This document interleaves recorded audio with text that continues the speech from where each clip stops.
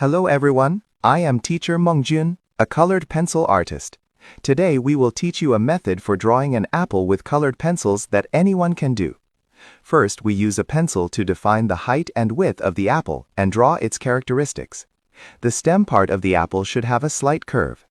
After adjusting the shape, we use an eraser to lighten the overall outline. Then we use colored pencils to outline the whole thing once more.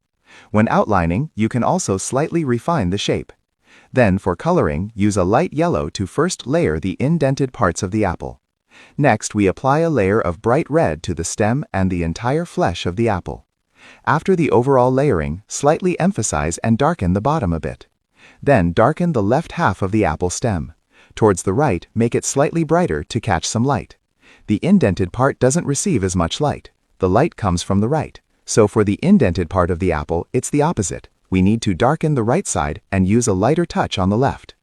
Then the left side of the apple's body is relatively dark. This area is the terminator line, light shadow boundary, so we need to focus on emphasizing and deepening it. Then there will be a little reflection in the middle. You must pay attention to this while drawing. When drawing downwards from the terminator line, use a lighter touch. After darkening the left shadow side, we use a vermilion color. Transition upwards from the terminator line and slowly connect towards the right. From left to right, it must be integrated as a whole. Then we use vermilion again to make the texture features on the right side of the apple clearer and more obvious. This color will be more vibrant. Don't draw too heavily on the right side either.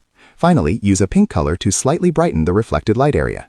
Next, we will draw some water droplets. Since light comes from the right, we actually need to darken the right side of the water droplets.